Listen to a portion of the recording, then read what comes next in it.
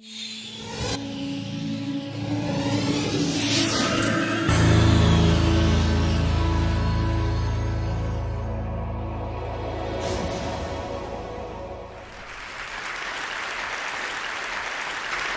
I was 9 years old, I went off to summer camp for the first time, and my mother packed me a suitcase full of books, which to me seemed like a perfectly natural thing to do, because in my family, reading was the primary group activity.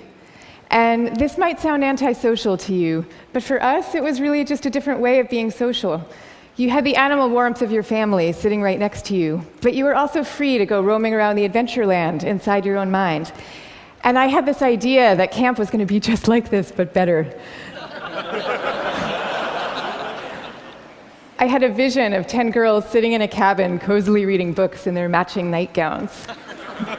Camp was more like a keg party without any alcohol. And on the very first day, our counselor gathered us all together, and she taught us a cheer that she said we would be doing every day for the rest of the summer to instill camp spirit.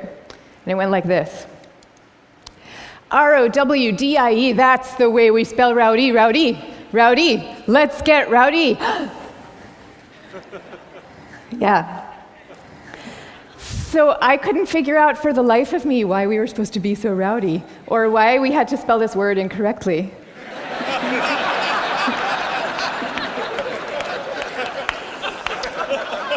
But I recited the cheer. I recited the cheer along with everybody else. I did my best.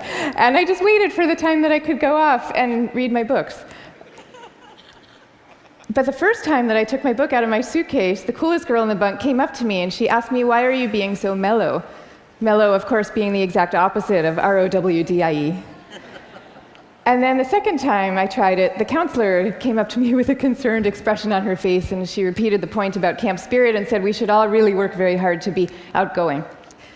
And so I put my books away, back in their suitcase, and I put them under my bed, and there they stayed for the rest of the summer.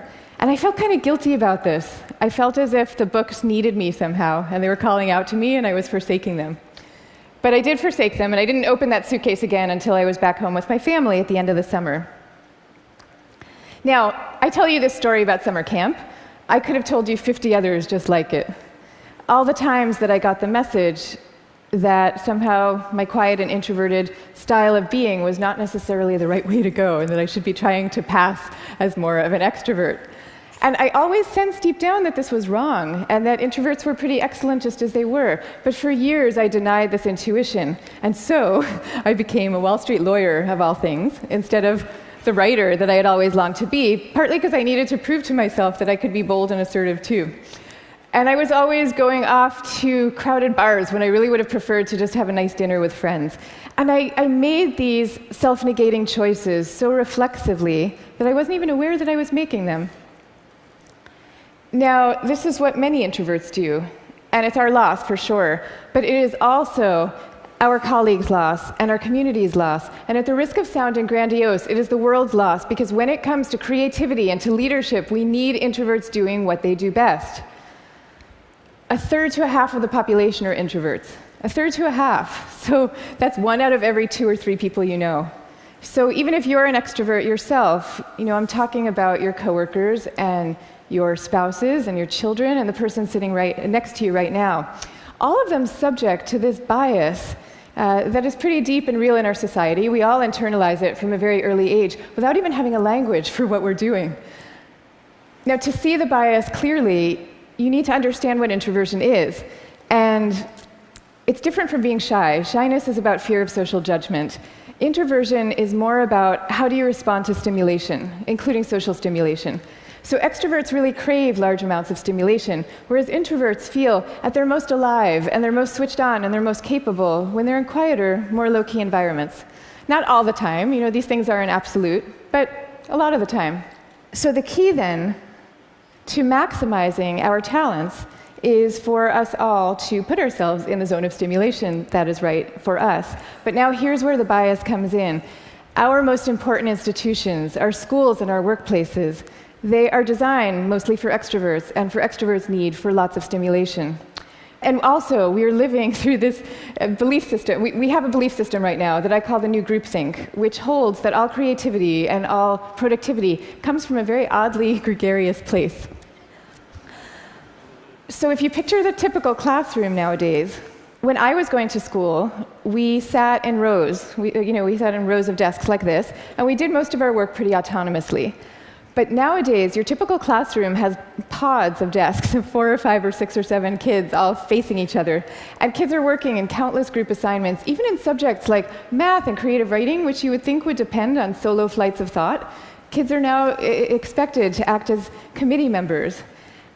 And for the kids who prefer to go off by themselves or just to work alone, those kids are seen as outliers often, or worse, as problem cases. And the vast majority of teachers reports believing that the ideal student is an extrovert as opposed to an introvert, even though introverts actually get better grades and are more knowledgeable, according to research. Okay, same thing is true in our workplaces. Most of us work in open plan offices without walls, where we are subject to the constant noise and gaze of our coworkers. And when it comes to leadership, introverts are routinely passed over for leadership positions, even though introverts tend to be very careful, much less likely to take outsized risks, which is something we might all favor nowadays.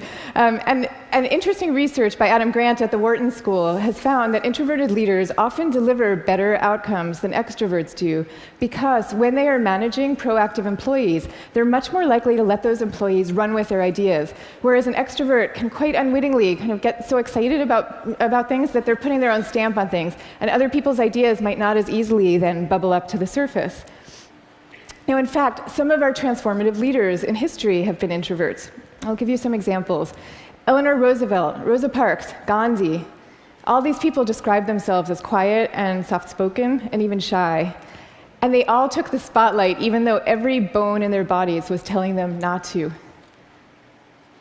And this turns out to have a special power all its own, because people could feel that these leaders were at the helm, not because they enjoyed directing others, and not out of the pleasure of being looked at. They were there because they had no choice, because they were driven to do what they thought was right. Now, I think at this point it's important for me to say that I actually love extroverts. I always like to say some of my best friends are extroverts, including my beloved husband. And we all fall at different points, of course, along the introvert-extrovert spectrum. Even Carl Jung, the psychologist who first popularized these terms, said that there's no such thing as a pure introvert or a pure extrovert. He said that such a man would be in a lunatic asylum if he existed at all.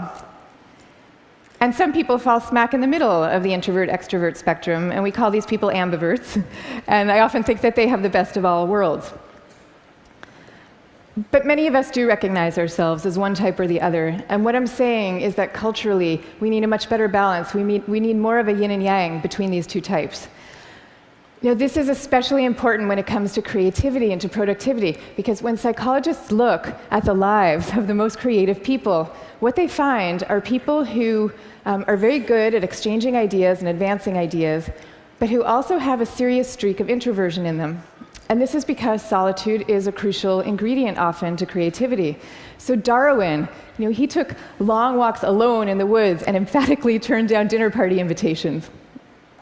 Theodor Geisel, better known as Dr. Seuss, he dreamed up many of his amazing creations in a lonely bell tower office that he had in the back of his house in La Jolla, California. And he was actually afraid to meet the young children who read his books for fear that they were expecting him to be this kind of jolly Santa Claus-like figure and would be disappointed with his more reserved persona. Steve Wozniak invented the first Apple computer sitting alone in his cubicle in Hewlett-Packard, where he was working at the time. And he says that he never would have become such an expert in the first place had he not been too introverted to leave the house when he was growing up. Now, of course, this does not mean that we should all stop collaborating. And case in point is Steve Wozniak famously coming together with Steve Jobs to start Apple Computer. But it does mean that solitude matters, and that for some people, it is the air that they breathe. And in fact, we have known for centuries about the transcendent power of solitude. It's only recently that we've strangely begun to forget it.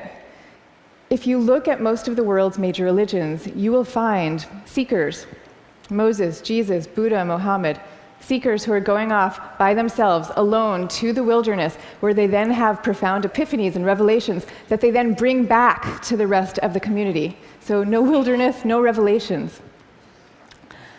This is no surprise, though, if you look at the insights of contemporary psychology. You know, it turns out that we can't even be in a group of people without instinctively mirroring and mimicking their opinions, even about seemingly personal and visceral things like who you're attracted to. You will start aping the beliefs of the people around you without even realizing that that's what you're doing. And groups famously follow the opinions of the most dominant or charismatic person in the room, even though there's zero correlation between being the best talker and having the best ideas. I mean, zero. So you might be following the person with the best ideas, but you might not. And do you really want to leave it up to chance? Much better for everybody to go off by themselves, generate their own ideas, freed from the distortions of group dynamics, and then come together as a team to talk them through in a well-managed environment and take it from there. Now, if all this is true, then why are we getting it so wrong? Why are we setting up our schools this way and our workplaces? And why are we making introverts feel so guilty about wanting to just go off by themselves some of the time? One answer lies deep in our cultural history. Western societies, and in particular the US, have always favored the man of action over the man of contemplation. And man of contemplation. But in America's early days, we lived in what historians call a culture of character, where we still, at that point, valued people for their inner selves and their moral rectitude. And if you look at the self-help books from this era, they all had titles with things like character, the grandest thing in the world. And they featured role models like Abraham Lincoln, who was praised for being modest and unassuming. Ralph Waldo Emerson called him a man who does not offend by superiority. But then we hit the 20th century, and we entered a new culture that historians call the culture of personality. You know, what happened is we had evolved from an agricultural economy to a world of big business. And so suddenly people are moving from small towns to the cities. And instead of working alongside people they've known all their lives, now they are having to prove themselves in a crowd of strangers. So quite understandably, qualities like magnetism and charisma suddenly come to seem really important.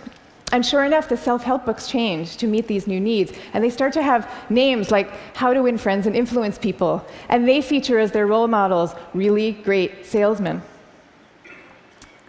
So that's the world we're living in today. That's our cultural inheritance. Now, none of this is to say that social skills are unimportant. And I'm also not calling for the abolishing of teamwork at all. The same religions who send their sages off to lonely mountaintops also teach us love and trust. And the problems that we are facing today in fields like science and in economics are so vast and so complex that we are going to need armies of people coming together to solve them, working together. But I am saying that the more freedom that we give introverts to be themselves, the more likely that they are to come up with their own unique solutions to these problems. So now, I'd like to share with you what's in my suitcase today.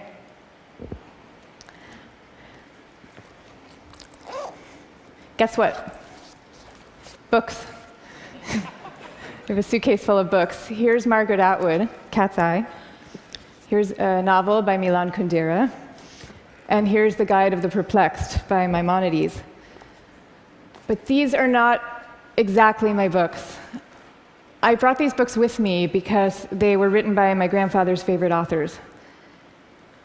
My grandfather was a rabbi, and he was a widower who lived alone in a small apartment in Brooklyn that was my favorite place in the world when I was growing up, partly because it was filled with his very gentle, very courtly presence, and partly because it was filled with books. I mean, literally, every table, every chair in this apartment had yielded its original function to now serve as a surface for swaying stacks of books. Just like the rest of my family, my grandfather's favorite thing to do in the world was to read.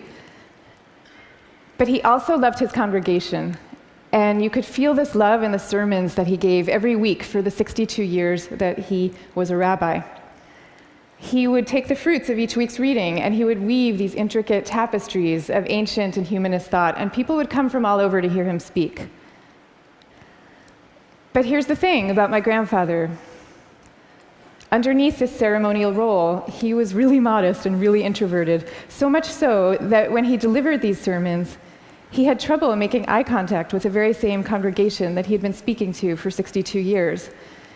And even away from the podium, when you called him to say hello, he would often end the conversation prematurely for fear that he was taking up too much of your time. But when he died at the age of 94, the police had to close down the streets of his neighborhood to accommodate the crowd of people who came out to mourn him. And so these days, I try to learn from my grandfather's example in my own way. So I just published a book about introversion, and it took me about 7 years to write. And for me, that 7 years was like total bliss, because I was reading, I was writing, I was thinking, I was researching. It was my version of my grandfather's hours a day alone in his library. But now, all of a sudden, my job is very different. And my job is to be out here talking about it, talking about introversion.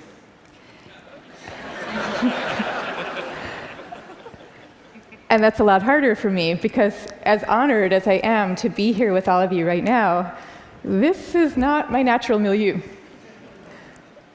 So I prepared for moments like these as best I could. I spent the last year practicing public speaking every chance I could get, and I called this my year of speaking dangerously. And that actually helped a lot. But I'll tell you, what helps even more is my sense, my belief, my hope, that when it comes to our attitudes to introversion and to quiet and to solitude, we truly are poised on the brink of dramatic change. I mean, we are. And so I am going to leave you now with 3 calls for action for those who share this vision. Number 1, stop the madness for constant group work. Just stop it. Thank you. And I want to be clear about what I'm saying, because I deeply believe our offices should be encouraging casual, chatty, cafe-style types of interactions, the kind where people come together and serendipitously have an exchange of ideas. That is great. That's great for introverts, and it's great for extroverts. But we need much more privacy, much more freedom, much more autonomy at work.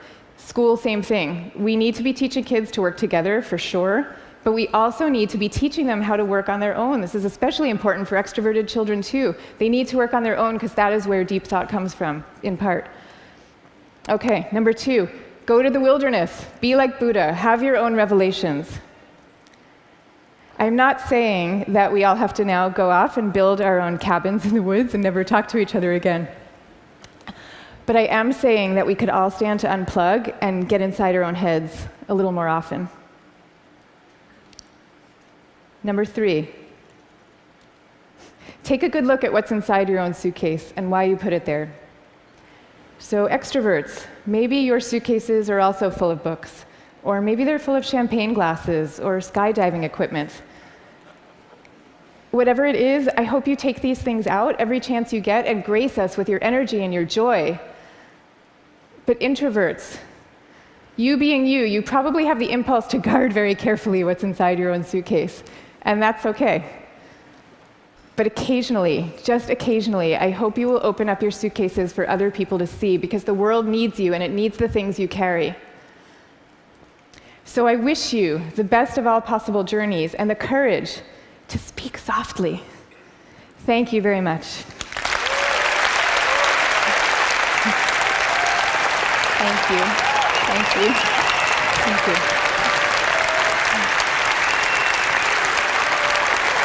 Thank you.